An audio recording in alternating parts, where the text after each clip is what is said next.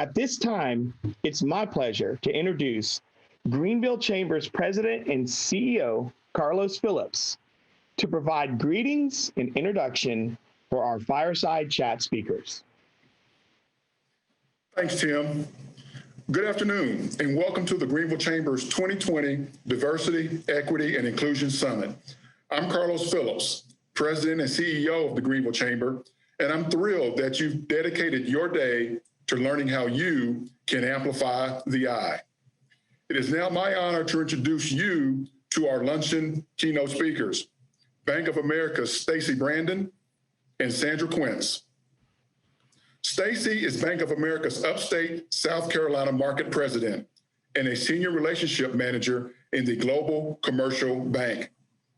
As market president, Stacy is Bank of America's leader in the upstate market. She helps to meet the financial needs of individuals, families, and businesses by connecting them to the right resources within Bank of America. She also leads Bank of America's local environmental, social, and governance commitments. Through those ESG efforts, she connects the bank to the interests of key constituents and the broader community, while ensuring corporate social responsibility and delivering philanthropy to promote healthy, vital communities. Also, more importantly than what I just said about Stacy Brandon, she's also a great community partner, and I consider her a dear friend as well. Sandra is a diversity and inclusion executive responsible for the Global Diversity and Inclusion Council, or GDIC. In this role, she supports the CEO and Chief Diversity and Inclusion Officer in delivering the bank's global D&I strategy. Sandra's work with the GDIC is focused on growing the diverse representation of the workforce, promoting an inclusive workplace where all employees have the opportunity to achieve their goals and meet the needs of customers.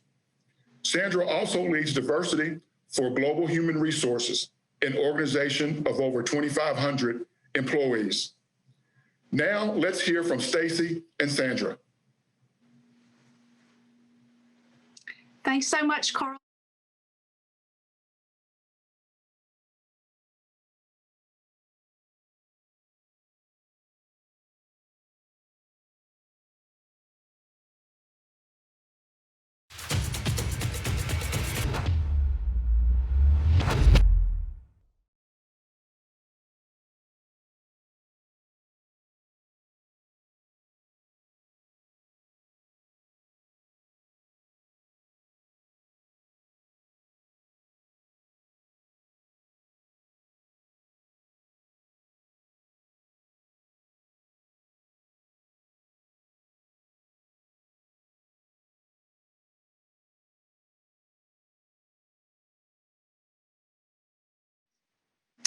Thank you so much, Carlos. Hi, everyone. It's a pleasure to be with you today and to welcome my colleague, Sandra Quince, here to the Upstate virtually.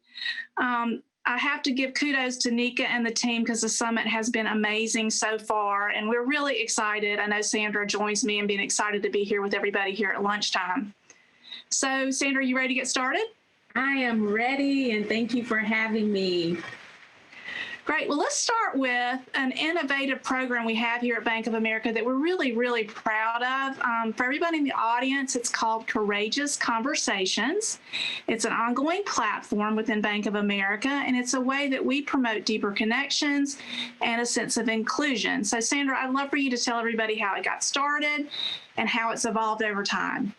Yeah, well, thank you for that. And absolutely, Courageous Conversations for us started probably back in 2015. It happened right after the Pulse nightclub shooting, which many of you may remember, in Orlando. And we did have some teammates that were involved, and certainly it was just a devastating time for our company, but more importantly, the community in Orlando, and more importantly, our country. we had yet again experienced a tragedy. And like many corporations, at that point in time, Bank of America was not necessarily equipped with how do you have those types of discussions. In fact, the day after we came in, and Stacy, you're very familiar with our culture, we start every meeting practically the same way, and that's with recognition. And so we come in the next day and we start our meetings and we ask, well, who has recognition for the day? And we go on for several days that way until we finally had a brave employee that stepped forward and said, listen, I cannot take this anymore. I mean, something tragic has happened and I am a different person because of it, and I cannot concentrate at work. We need to do something. We need to have conversations around what's happening. She took that to our Chief Diversity Officer, Cynthia Bowman, and the rest is history. That's how Courageous Conversations were born in our company. And so we have over time not only had conversations around what's happening around us, certainly, but we talk about anything from religion to the social injustice, to what's happening in our what's happening with us around the pandemic. And so we have brought many different types of conversations to the forefront at Bank of America, and I think really laid a very nice foundation for people to feel comfortable in having those conversations and creating the safe spaces for those conversations. And so over time, yes, they've grown. We've had over 600,000 employees take advantage of these conversations. But more importantly, we've launched for ourselves what we're calling our Let's Get Real Courageous Conversations platform. And even recently this year, we've developed sort of this toolkit that our managers and leaders can leverage as they're having these conversations. And they include things like some of the ground rules or some of the things that we need to be mindful of, such as, yes, it's important to have the conversations, but we need to save space for grace. We need to create safe places where people can come and express themselves. We need to understand that we're all not going to agree, and it's okay to disagree, that this is not about changing who you are, fundamentally trying to change your beliefs, but it's really about enlightening you and to giving you another perspective.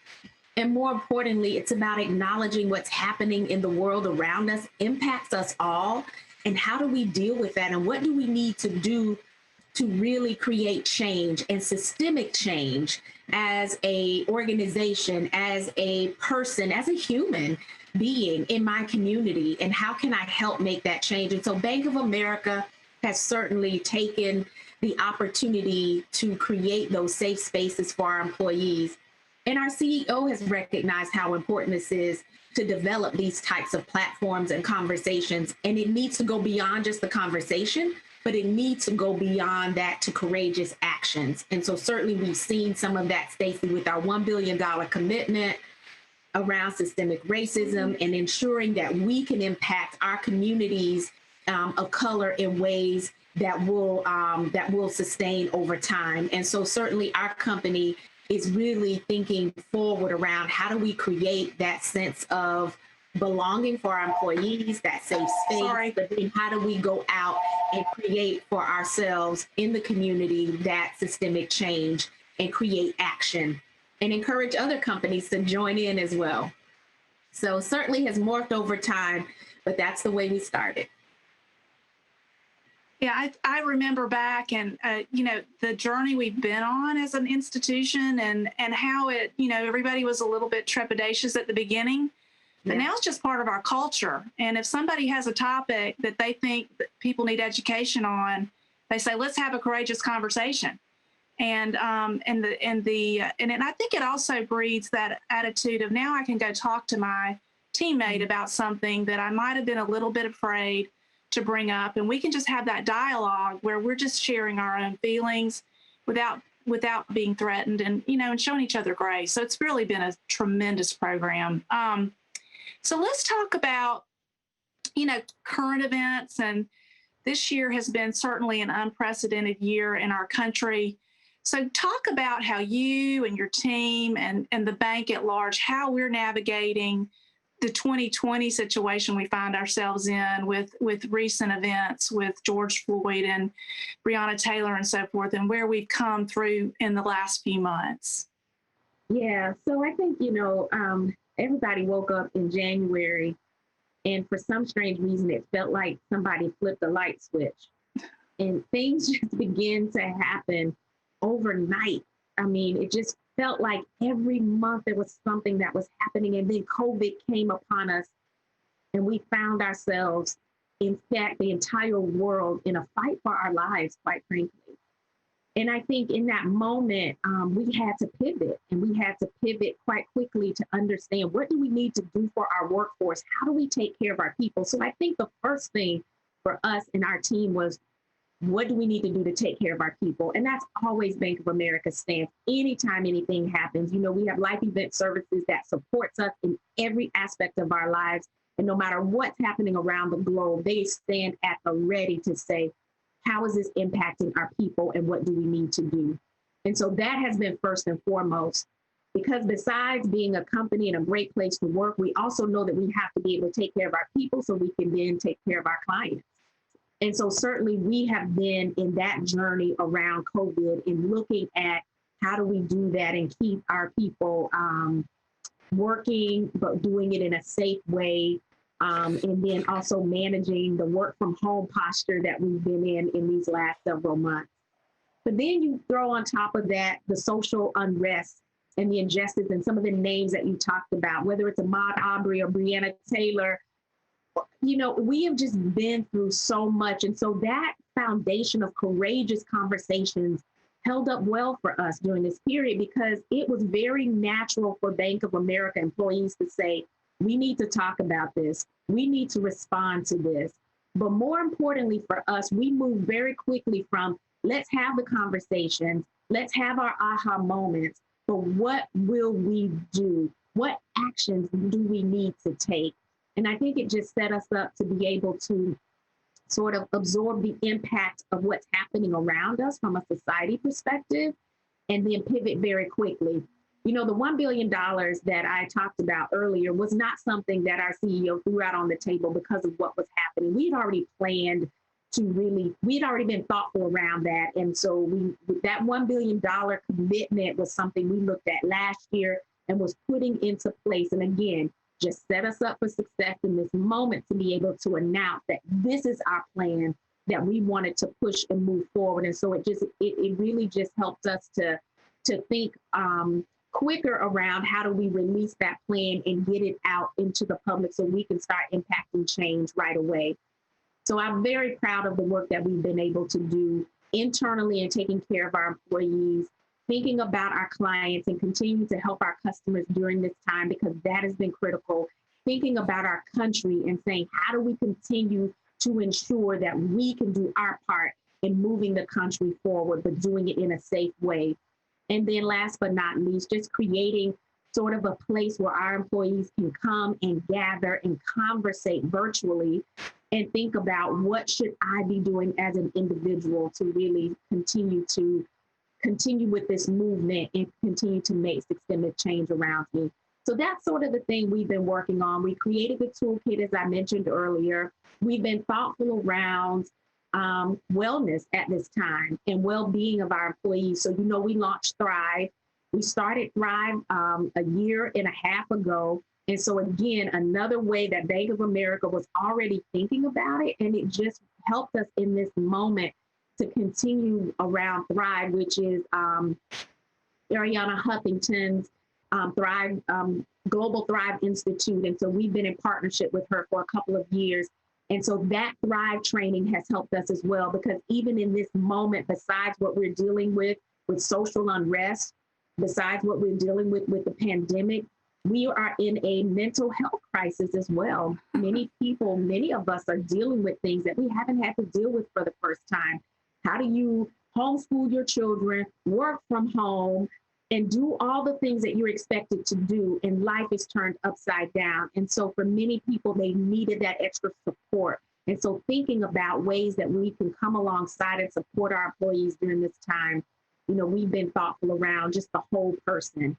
And that way we can continue again to serve our clients. I know we feel it here in the upstate. It's been remarkable, all the benefits that have been pushed out to our employees and the results in terms of serving clients, even when people are stressed out at home and there's so much going on. It's been wonderful. I know our employees really appreciate it. So let's talk about, Bank of America, and everybody thinks, oh, it's a gigantic company. You have all these resources, have, gobs of money and all these people. But everybody can start programs like this. So let's talk about, what tips could you give people that want to start Courageous Conversations or other sort of employee support platforms that we have? I mean, how do you get started, Sandra? Yeah. So here's tip number one: have the conversation. The one thing you have to do is you have to lean in and just have these conversations, and they are going to be difficult. That's why they're called courageous. It's not going to be easy. And so one of the things that we oftentimes hear is, well, I don't want to do it because I don't know what to say. Well, it's not about what to say. It's about saying something.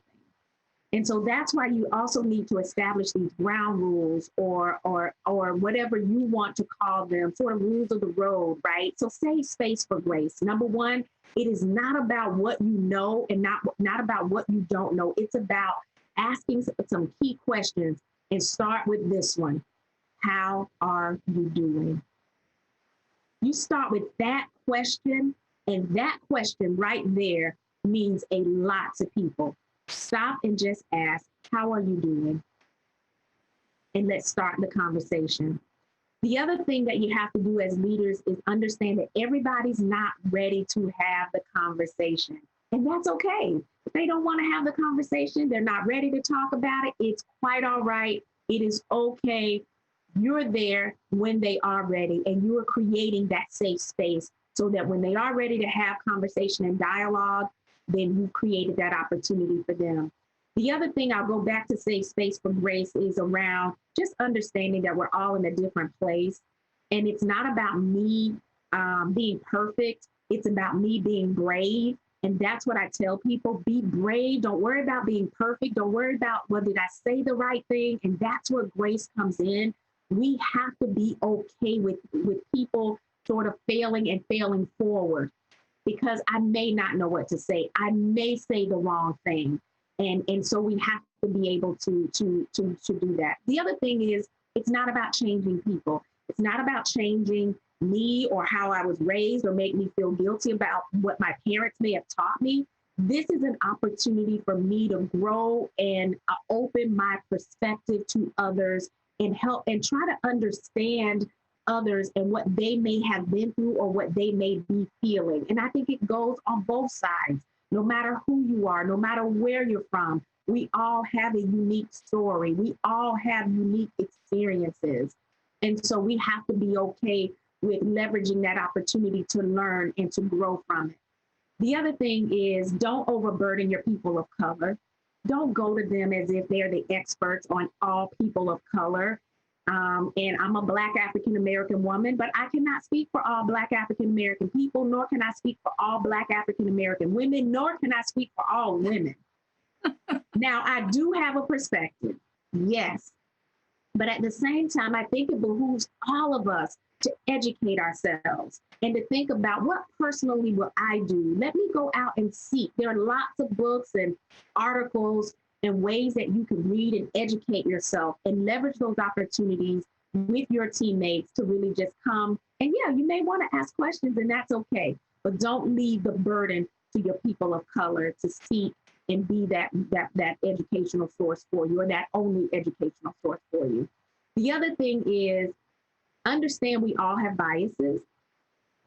And so we all have biases, and biases are really sort of those things that we think about people or groups of people that create sometimes very false narratives around groups of people or why someone may be doing something. And so we have to be able to admit that we all have biases, and we need to check our biases at the door, especially in moments that matter. So whether I'm leaning into a conversation, I need to check my bias and ensure that, why am I feeling this way? Why do I think that?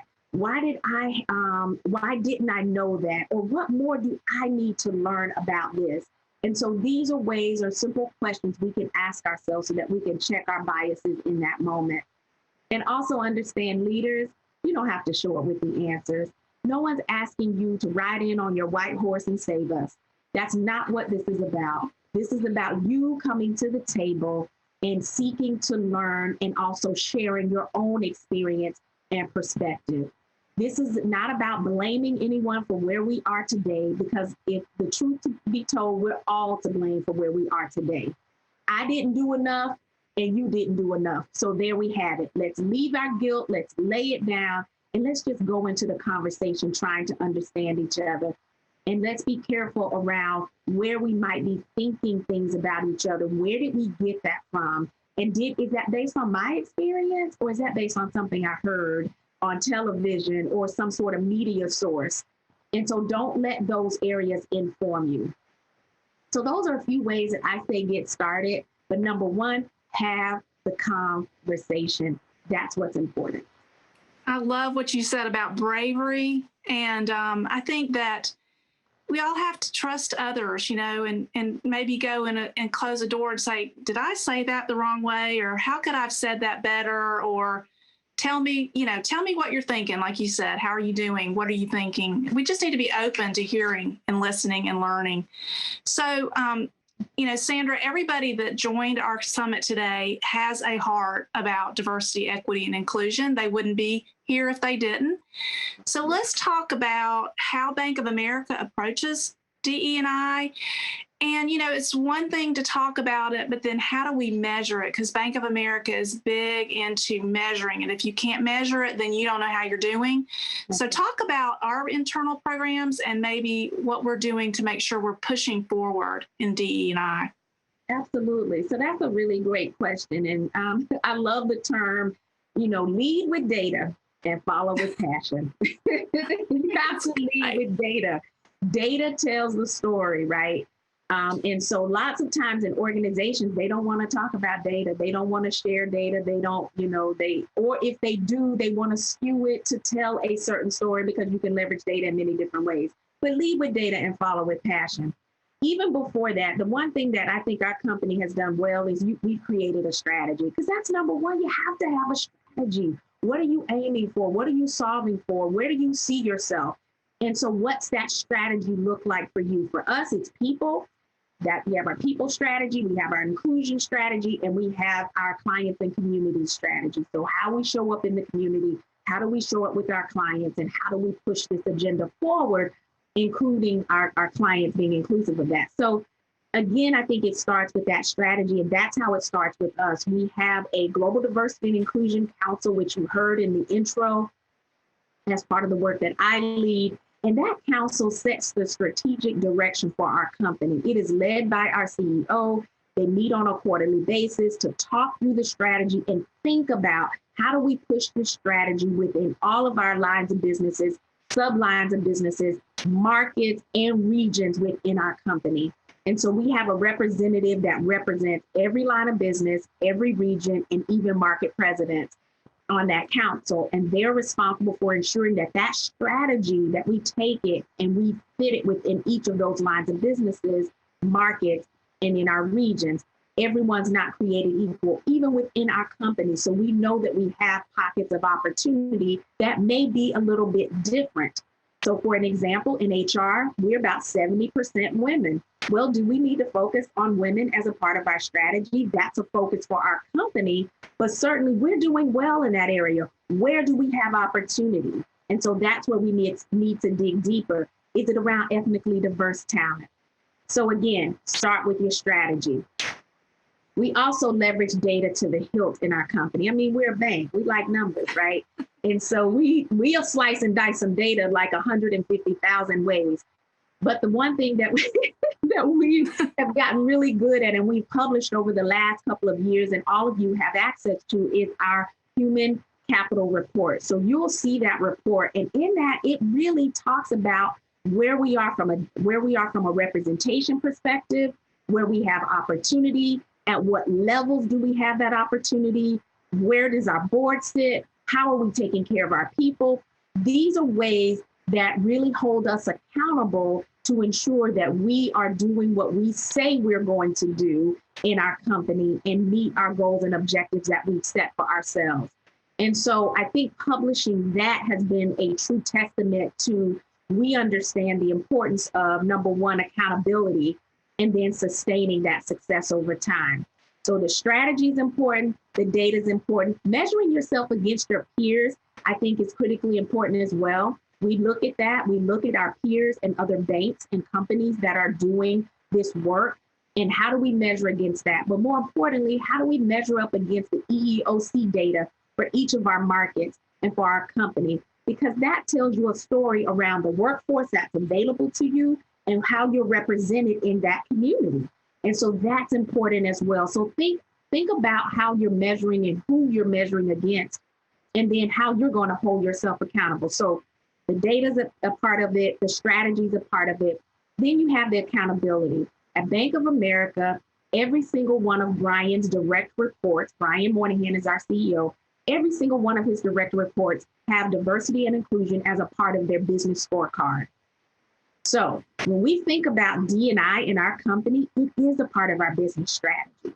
It is not separate and apart from. So when he sits down and he says, what are we looking at for your business and what metrics are we measuring? Diversity and inclusion is a part of that conversation with him. And therefore it trickles down into the direct reports of our CEO's direct reports.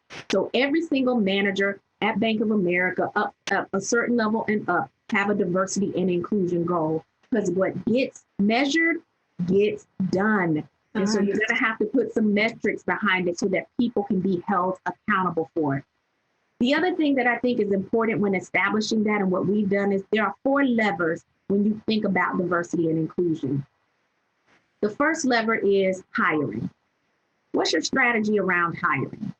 The second lever you have to pull to be successful is developing. How are you developing talent? Who gets the opportunities for development within your company? Because that puts you into the third lever, which is promotions.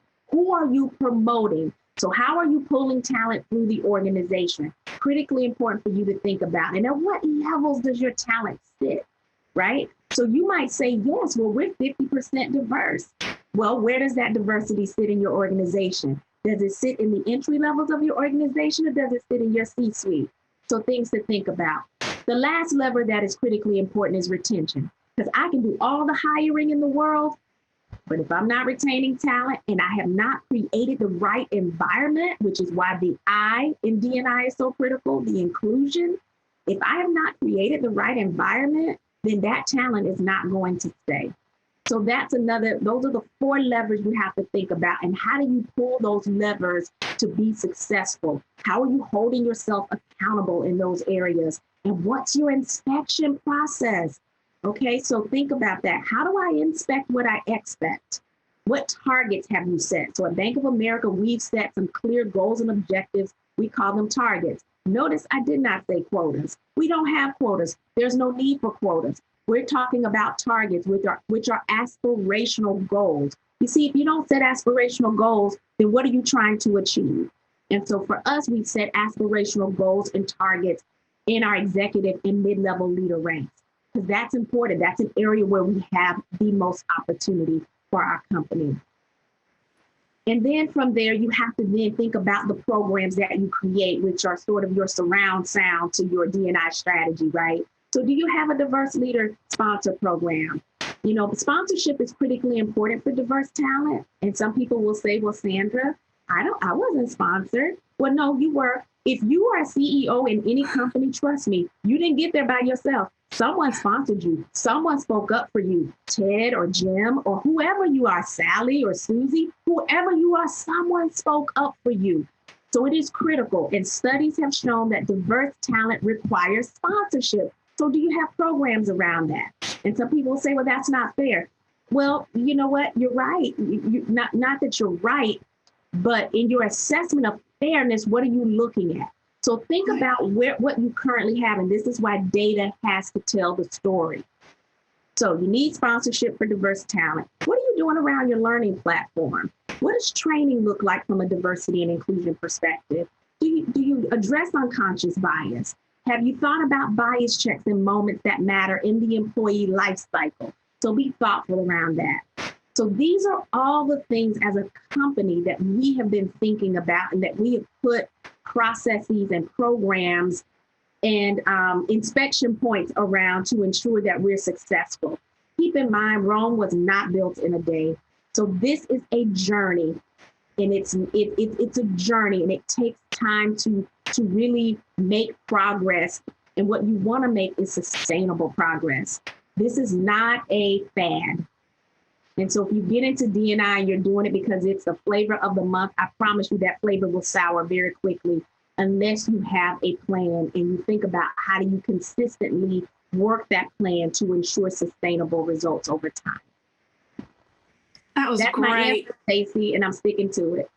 No, I think it was a great answer, but you know what it made me think about that we didn't even talk about when we were getting prepped for this, but another way, when you talk about sponsorship and mentorship and how do you navigate, one of the really neat things that we have at Bank of America, we have employee networks or affinity groups, and we encourage everybody to join as many affinity groups as they can because it is a way to expand your horizon, to meet people from different backgrounds, and build those mentorship connections. And so talk a little bit, we're getting close to the end of our time and almost time for Q&A, but I think that's another thing that we do really well at Bank of America that help people make those connections to navigate their career. So you're going to talk about that for just a minute. Absolutely. So our employee networks, or in some companies, they're called affinity groups, or the industry term are ERGs, employee resource group, or BRGs, business resource groups. So absolutely at Bank of America, we have 11 employee networks. They're globally. And so certainly we've had some great success over the years with our employee networks. And so, yes, it is a way to help you from a grassroots effort be able to sustain and support your D&I efforts. And so when you think about an employee network and I'm trying to think of the right word, but they can be so rich in what they can provide your organization if you're structured and you use them in the right way. And so for us, we do have a strategy, a 5-point strategy that our employee networks help us with. So number one, they help us with recruiting. Well, do they go out and they do the interviews? No, but can they talk about the culture and what it's like to work at Bank of America and how you connect in? Absolutely. The other thing they help us with is what you talked about, Stacy, which is around the learning, right? How do you grow and challenge each other to grow your perspectives? How do you build your careers and how do you network and look at the value of really thinking about your career and moving your career forward? So leveraging our employee networks in that manner has also been very successful for us. We also use them to help us with workplace culture. It's important to hear from the employee base and for that base to really help us understand what makes your company or organization a great place to be. And having input from those constituencies can be critically important. We also have a business strategy that they help us with. They help us sometimes create some of the products and services that we provide at the company. And so they can be a huge, that's a huge opportunity for companies and organizations to leverage them. And last but not least, they help us in the volunteer area to think about how do we sync up with organizations that have a diverse lens and create that opportunity for our company to connect to that organization. But what you said, Stacy, at the beginning is critically important. If I have a Black professional group or an Asian network or a women's group or a veterans group, it doesn't matter if I belong to that constituency. What I should be thinking about is how do I get engaged and involved with a constituency that's different from me? So yes, should I join the Asian Leadership Network? Absolutely, because that's a growth opportunity for me. And I want to be able to understand the culture. I want to be able to meet employees and get to know someone on a very personal level and expand my network.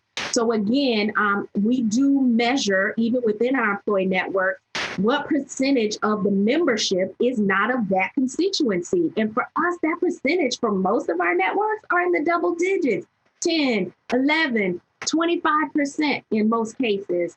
And so certainly we want you to think about growing beyond just your own area of comfort. So we do create that atmosphere, Stacy.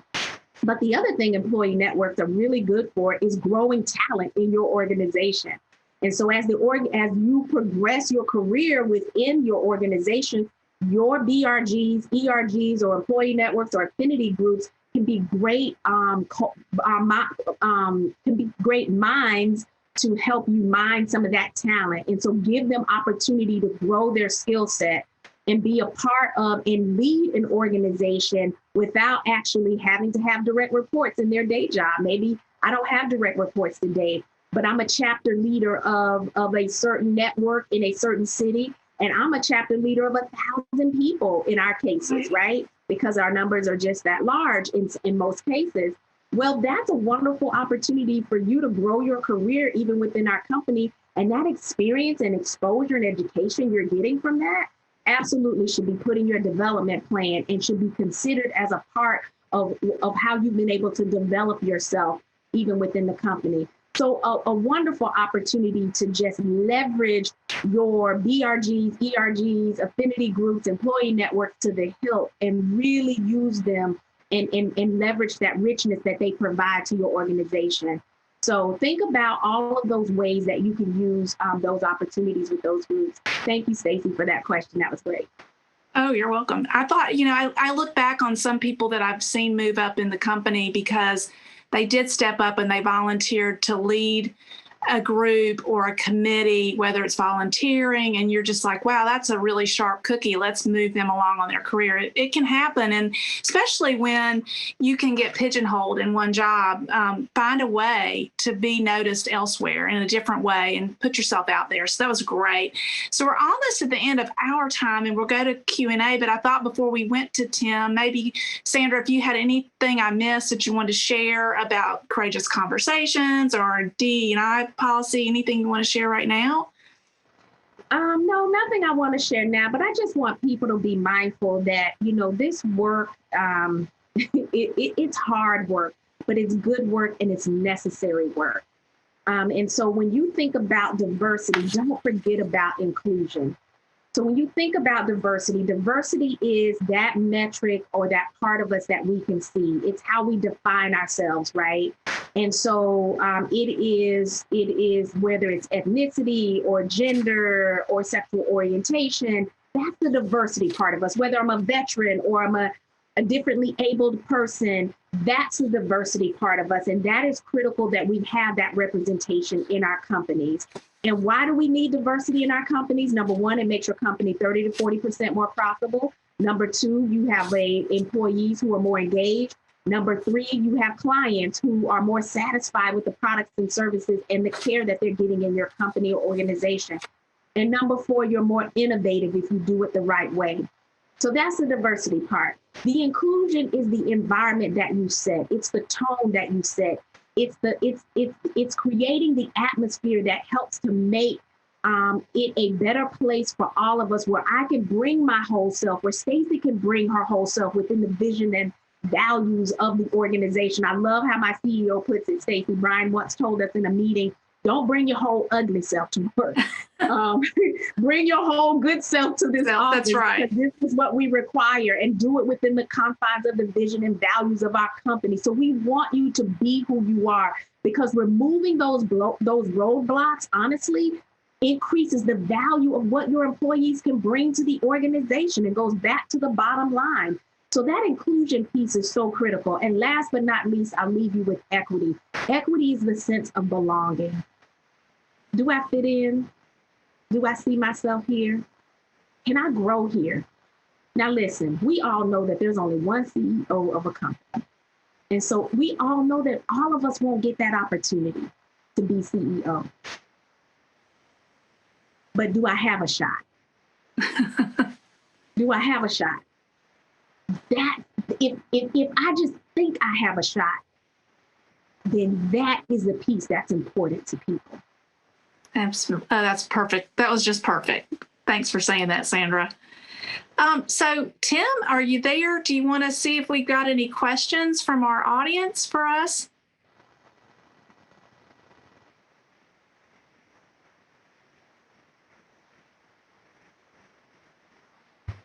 Can you guys hear me? Yeah, there you are. There we go. They're giving me permission. I'm back. Hello, everyone. So thank you, Sandra and Welcome Stacy. back. That was so great. And we appreciate the opportunity to hear the Bank of America story, as well as your sponsorship of the summit. Thank you so much. And I must say, I'm a big fan of both of you right now. I'm sitting here and I'm like, wow. What I love is because it is hard work, as you just so eloquently put, Sandra. But what I like is it's real, it's approachable. And you're making it where it is inclusive and it does provide equity, all the things that you're sharing, because I think if you look at the movement, it's, diversity, I think people are getting better at it. Inclusive, they're getting a little better at it. But that equity part, that's where you really start climbing and that work comes in. But thank you so much, both of you, because it is attainable. It's accessible.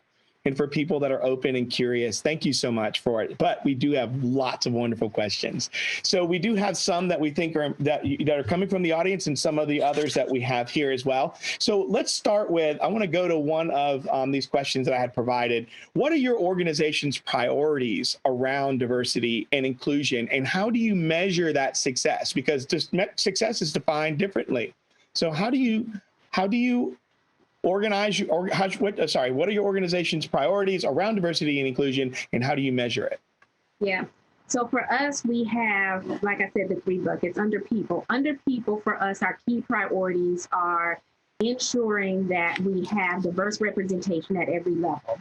And we even go further to say we looked at that because, again, we lead with data. And we understand that where we have the most opportunity in our mid-level leader and executive ranks is Black, African American, Hispanic, Latino. So for us, we have called that out. Now, does that mean that Asians are important or we're not focused on them? Or does that mean that LGBTQ or veterans or differently able? No, that's not what that means. That means this is where we have the most opportunity based on the data that we have for our company, right? And so that's why we have to call it out.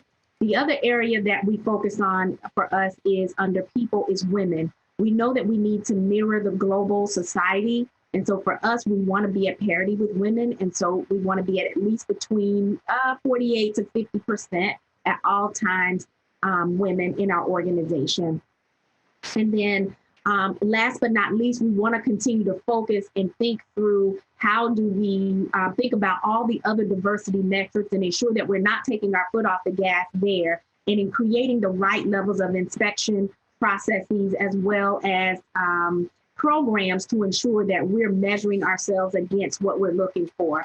And so for us, we have asked each of our lines of businesses to think about how they grow representation within their organization. And so we might put a percentage out there. You need to, be at or above where you were last year. And we want to see a 3% growth over the next 3 years. And so we've asked each and every one of our organizations and lines of businesses to think about what that looks like for them. Here is our global strategy, and how will you ensure that you have set some aspirational goals and targets for yourself to ensure that we are meeting and exceeding our own expectations around representation at every level in our organization. The second bucket that we have is inclusion. And so how do we measure inclusion for ourselves? We have an ESAT survey that comes out every year. A part of that, certain questions on that, and Stacy's nodding her head, is the D&I index. That D&I index tells us a very important story around the culture in our organization. So what does that look like for us? Are we increasing year over year? What does that look like for every line of business? What does that look like for every manager in the organization and the environment that they're creating for their own employee base?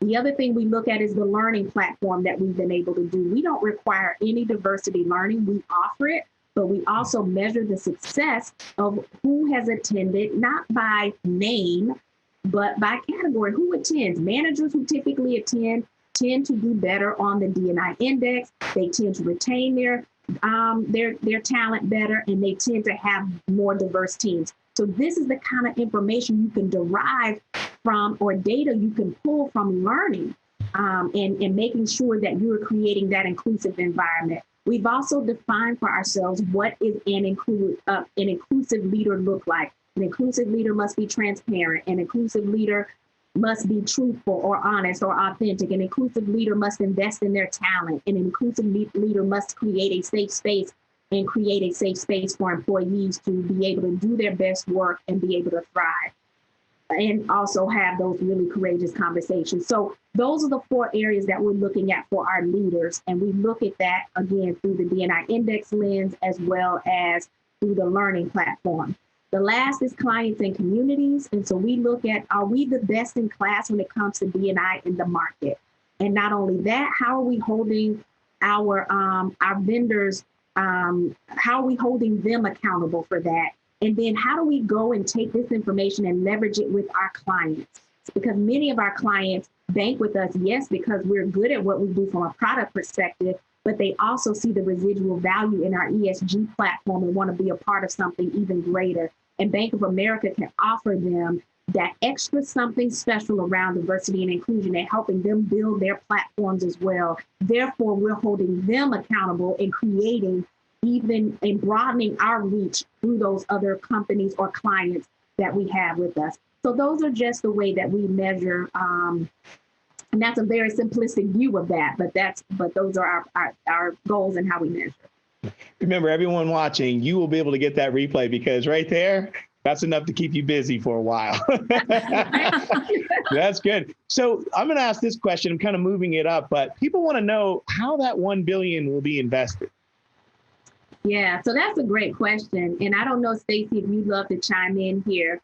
But certainly there are 4 areas that we're looking at with the $1 billion. And so it's going to be invested in things like ensuring that we can fund other minority banks that support minority communities.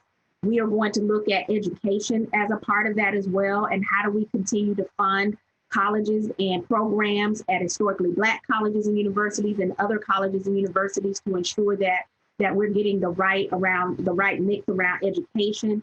And then we're also looking at the community as well. So where do we need to go in and what community programs do we need to support to ensure that we're meeting the needs in those diverse communities?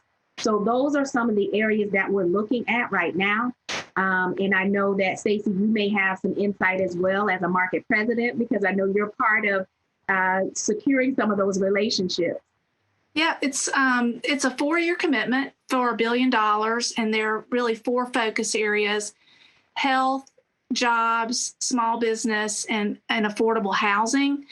And it's being executed at the top of the house, the enterprise, what we call the enterprise level, but it's also being pushed down to each community. And it's just getting rolling. But for example, in South Carolina, the bank made a 5% investment in a minority-owned financial institution that's in Columbia. We're also supporting Community Works, which is here in the upstate. It makes small business loans. We just assisted them with their minority or their women's business center that they just opened.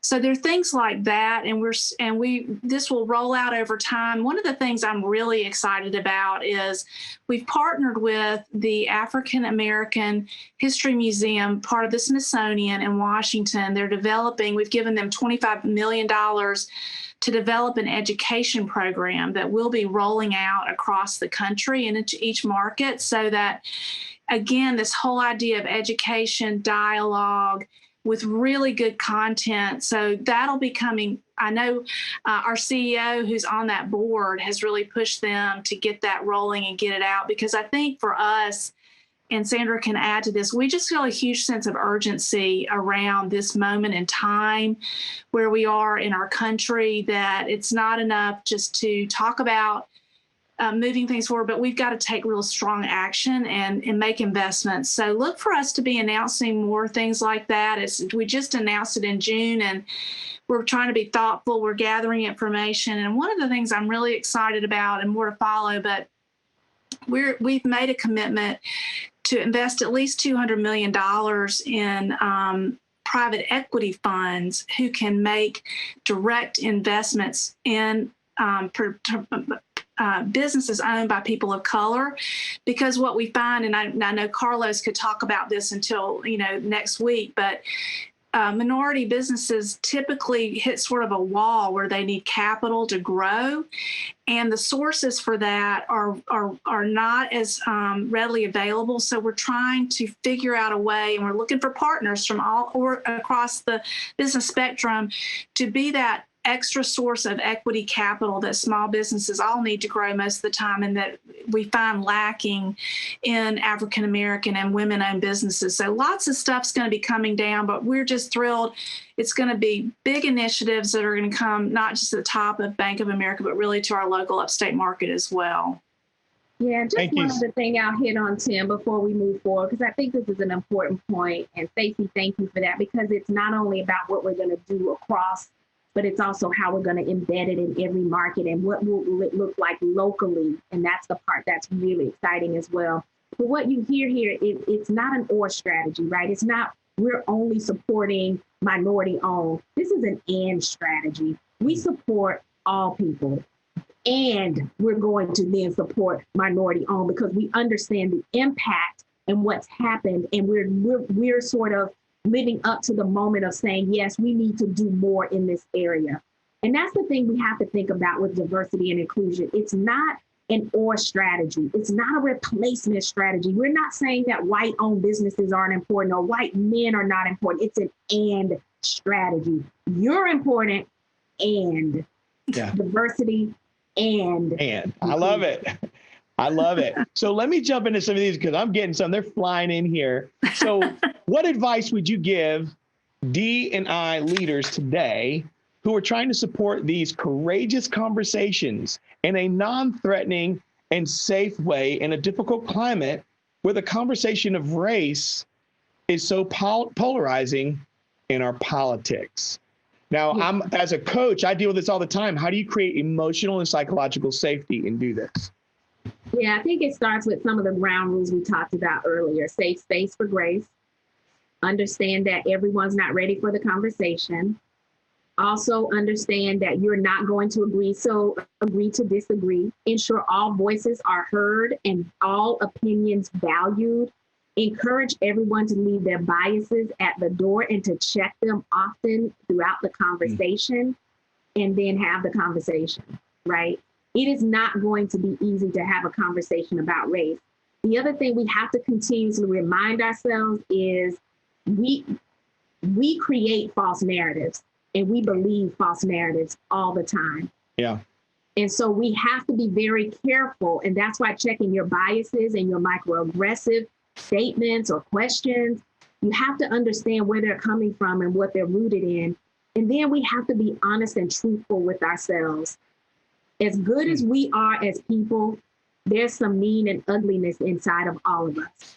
And we have to be able to admit that. And I, even myself, I know the biases that I have. And I'll share this personal story, and I'm being very vulnerable here. And I know this is being taped. But I live in a community where it's majority white in my community. Of course, many of my son's friends are white or Caucasian, very different than how I grew up. And around the corner, there's a neighbor of mine who we pass by all the time. I know this neighbor. We were very friendly. They always speak. My son has been over and played with his children. And I was driving by the other day and he had a Trump flag flying. And immediately, within a second, not even a second, a tenth of a second, what jumped in my head is, oh my God, I didn't know my neighbor was a racist. Bias, false narrative. That's how quickly it happens. So before I can even, literally, they live right around the corner. Before my car could even just pass by his house, I had to stop myself and check myself. And I said, Sandra, how dare? How dare you allow these false narratives, what's being portrayed in the media about people who support the president and thinking that way? So now I'll challenge all of you. How many times have you seen people of color, and you have allowed these false narratives to persist? Check your biases.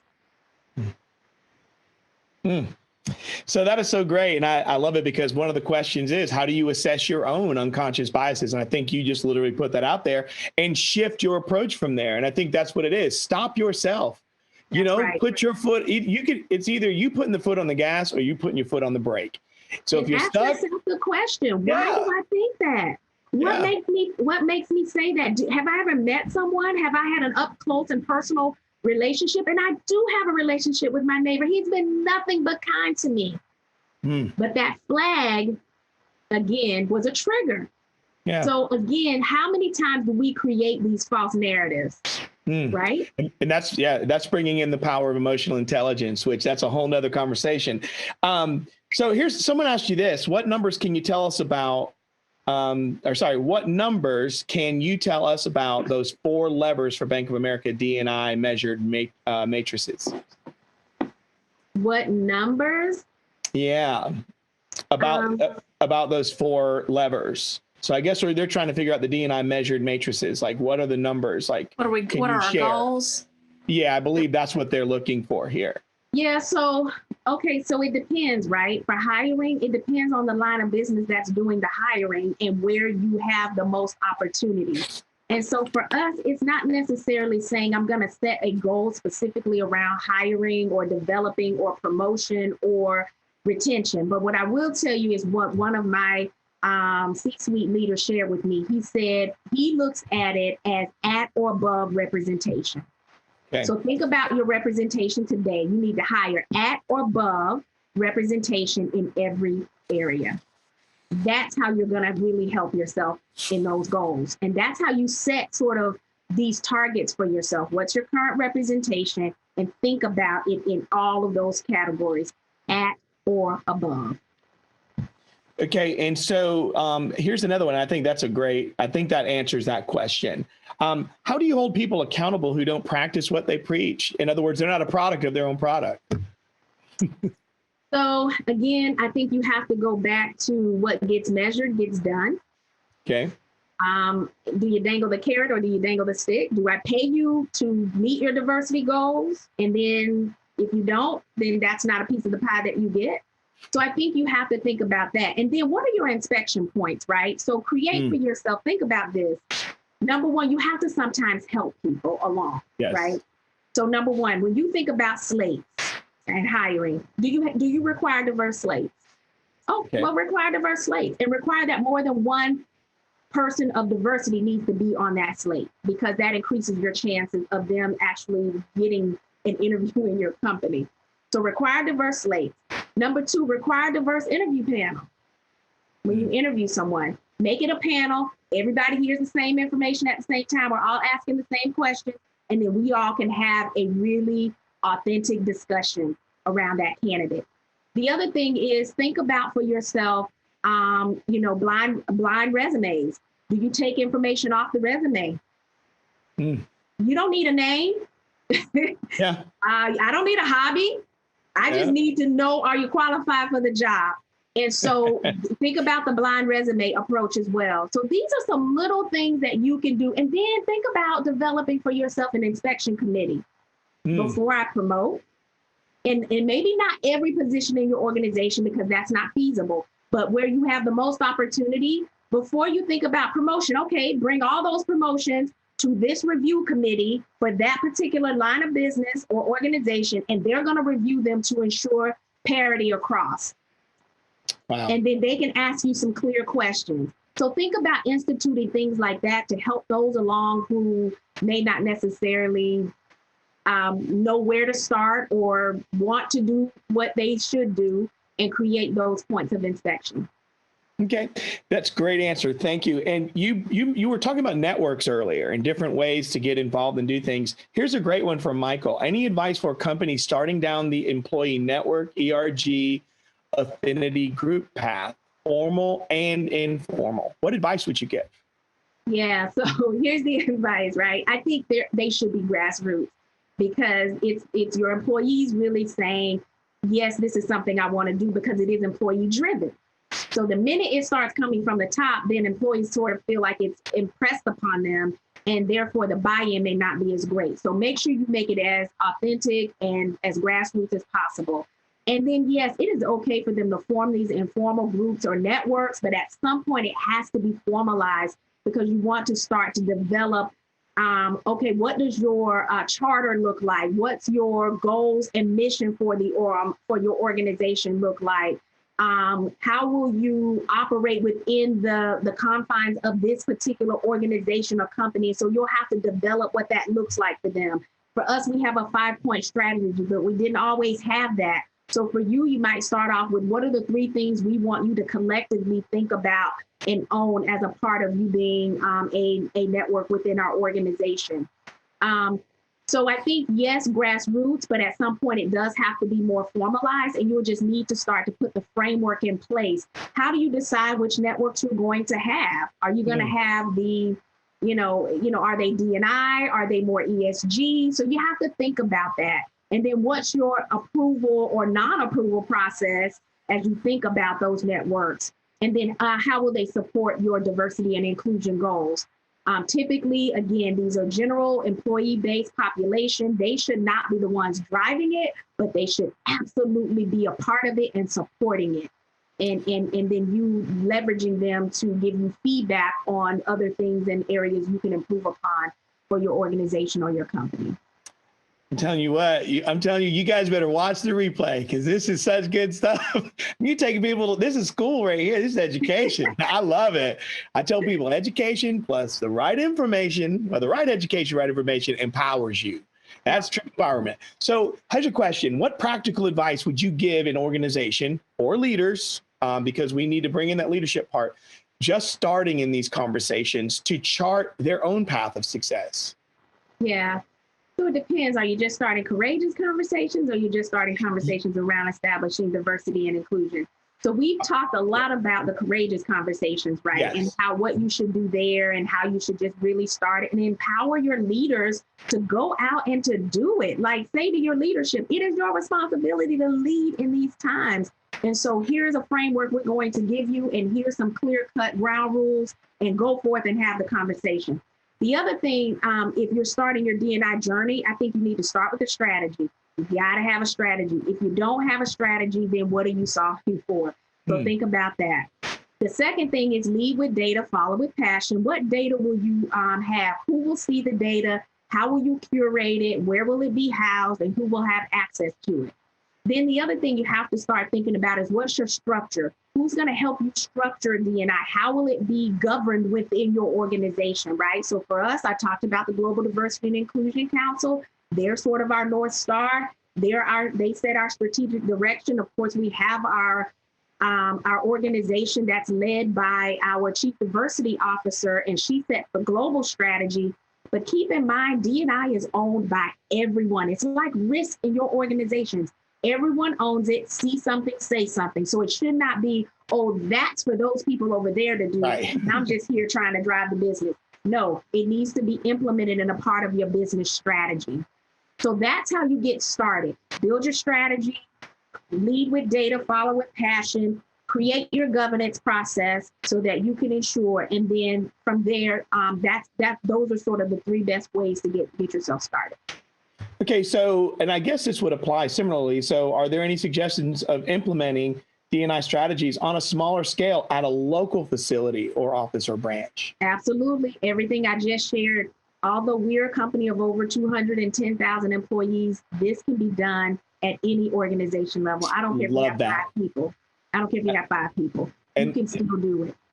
So just keep that in mind. You can still have courageous conversations. You might not have DRGs or ERGs, but can you come together and think about, as a cohort of people, how do you want to drive and deliver D&I for yourselves and for your clients and for your community, for your constituencies that you support? So think through that. So these things can be done on any level and really should be a part, again, how is it in part of your business strategy? Pull out your business strategy. What's our D&I lens? How do we implement it and integrate it into everything we're already doing? This has been wonderful. Sandra, Stacy, thank you so much, both of you. There's a lot of questions we couldn't all get to. We're going to put them in an archive. You better be ready to check your email, both of you. Thank you so much.